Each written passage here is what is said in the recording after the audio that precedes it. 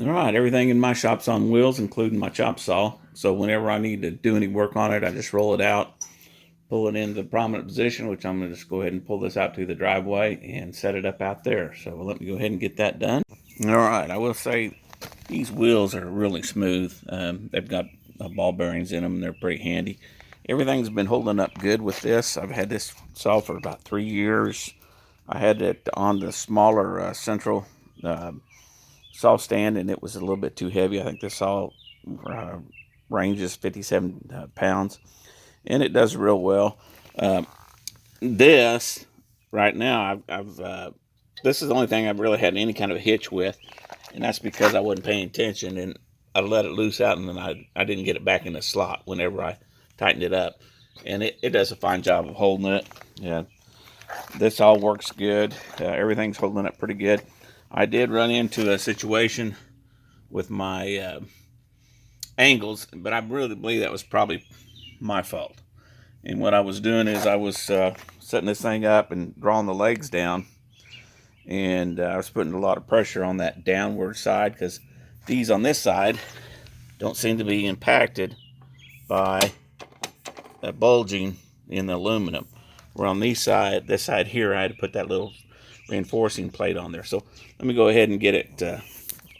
One thing that you need to keep an eye on is whenever you mount this saw on these stands, if you get the bulk of the weight off there and you release of this whole thing will go flopping over. So I've got this really overweight on this side. It needs to be moved back to the front so that the center weight will be of the saw will be over this. Because as soon as you loosen both these up, if you're not careful, that whole saw will tip over and fall off your stand, which is my fault. And anyway, so let me go ahead and talk about the stands here for a second.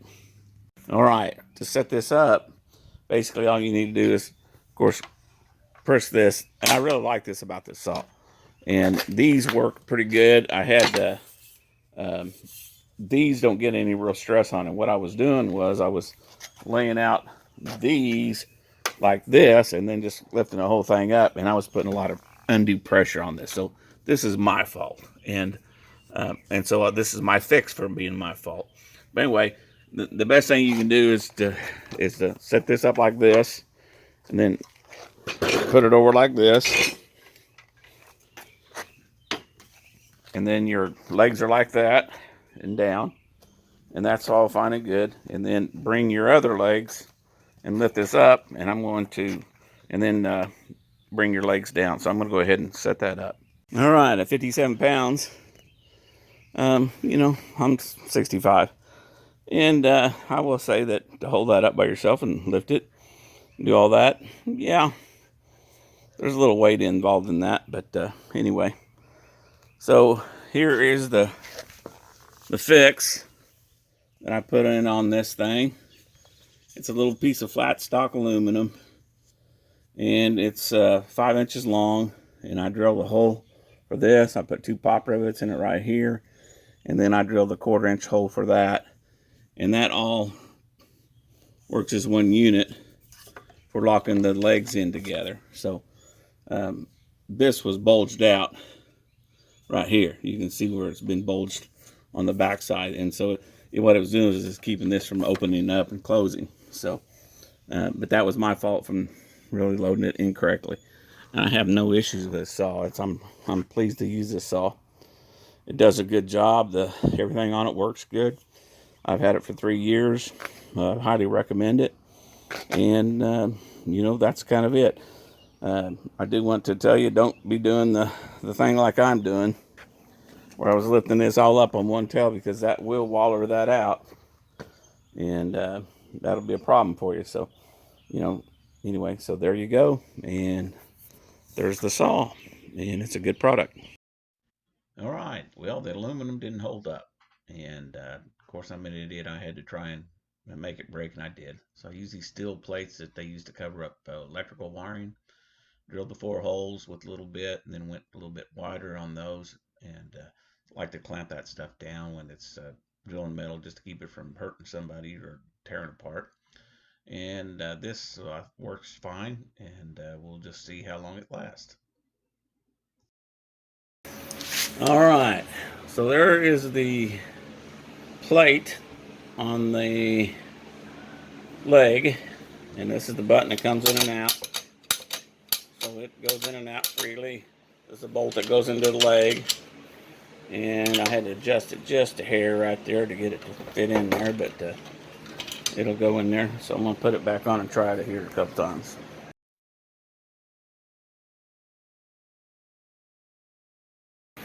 All right, for me, making a mistake of lifting this thing up on the edge and putting all the angle pressure, grabbing these legs and lifting this thing up from right here with the legs all extended and then tilting it back, I wallered out this from this aluminum. Then I tried some lighter gauge aluminum, put it on there to keep my weight down. And, you know, what can I say? It lasted one turn. So, you know, that was that thick. So now I've come back with a piece of steel this thick, and we'll try it with the steel and see how we come out. So I've got to push this thing back over so that it will operate. Right now it won't work, so let's push it over and put it back in alignment. Okay, that's the way it's supposed to work. So we're going to put this guy on there, and I may have to ream that out just a little bit, but we want that to slide up and go down in there and fit in there like that. So I think once we get the bolt in there and line it up, we should be good to go. Well, after playing with this thing a little while, I had to re-support this because I wallered this thing out because I was extending all my legs and then just tilting this thing like this to go down. Well, that's not the right way to handle that. So I put those plates on there and fixed that so that those work again, and so they'll stay in there and they lock in. But what I found is that you need to pick and store your saw as this, and the best way of doing that is to take the saw off and on the stand, so whenever you move it around and store it, leave it on there, and then when you get to where you're going, you bring it down and you set it down like that. Now what I did is I changed my saw layout. Before, I had the roller up to about right here, and I had most of the weight of the saw back there. Well, what that does is that makes the weight of the saw out here towards the side, and it'll fall off of the stand. And that was a problem. So what I did is, now when I take this thing off of there, it's pretty well balanced, and I don't have to worry about the saw falling off the stand without me getting hold of it. So when I release it, it just sits there because the weight is there.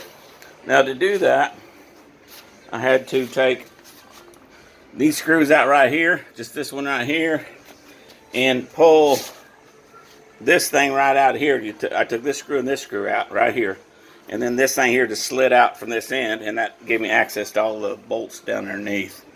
And it was relatively simple, just that I didn't really look at it the first time. So that allowed me to move the whole saw this way up here and put the center of the weight pretty much right over the center, so that it wasn't, you know, cattywampus like it's been sitting up there before. That thing would just go flop, okay? And then to pick it up, you just basically grab it by the handle and lift it straight up. You could do it with a square or whatever, but you know, that's kind of the way to do that. So let me go ahead and take it off there. Okay, that was pretty much effortless to do it that way. And I basically just set it off to the side. Now I'll stand my saw up and put the legs on it and prop them out. Whereas like I was doing before, and to set this up in that manner without that 57 pounds on there, it's not too bad of a deal. I mean, it's not going to rank this to where it's going to carry that up. That's just not a whole lot of weight to do it that way. And I was doing the same thing like this with the weight of the saw on there, and that's what was wallering out those points back down in there. So now that I've got the stand up and legs are locked in, the plates are in there, and this is all working again. And there's my stand. Now I can lift this up and stick it right back on top of that and go with it that way. So let me get that done. Well, that was much easier doing it that way. Before it was a hassle to try and get it set up on there because it wasn't balanced. So coming back in here and pulling that off and getting it that way seems to be a pretty good way of getting it done. So then I would basically do my sawing. Then when I'm done, I clean it up, pop my two ends right here, lift my deals like that. Again, in the old days, when I did that, as soon as I did that, that thing go plopping right off to the side. So this is mounted up as close to this end as I can get it, the saw right there, almost to the end of the slot. There's a little rivet in there. I'm right up against that. And of course what I did is I just put a bolt down in there with a nut and a washer on it because the feet are down in there. And that worked for me for that thing. So but anyway, so it's just sitting up there. Now all I got to do is lift it off there, take it to where I need to put it, and then store it. So that's what I'll get ready and do right now. All right, so much better. It's easy on the back. It was not a problem. I wouldn't have to lift the whole thing up, so that is definitely a better idea of doing it that way. Also, whenever you're storing this, I always rack this up to where this is flush here, so that gives this, with the saw, plenty of support to keep it from tipping over.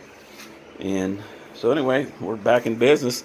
Just need to put a note on there to take the saw off and on before I try to set it up, so I won't make the same mistakes again. Whether or not the steel will reinforcing plates allow me an error or two of doing it that way, I don't really know. I just don't want to try it. The aluminum, it bent them out of there just really quick because was a lot of pressure doing it that way. So, you know, before I was doing it this way with 57 pounds of saw on there as well, and that's not going to water that out like that. So that's the way to do that. And then I'll put my legs in and then put back over and put the saw on top of it. So there I am back. I'll put the saw back on it, lock it in, and then store it where it needs to go. And no harm to the back, and a feat that is able to do without a lot of sweat. So that's a good idea. I need to remember that. All right, all locked in, ready to roll to storage. So focusing that and putting that on the center, taking this thing out of here so I could get to those bolts was easy. They have a cap on the end of them so you can't get them too tight when you go to put them back on. And I was able to get them loose with just a regular screwdriver. So I should have done that, and maybe those were in the directions, but you know, I didn't need them, so there you go. And a good saw, good tool.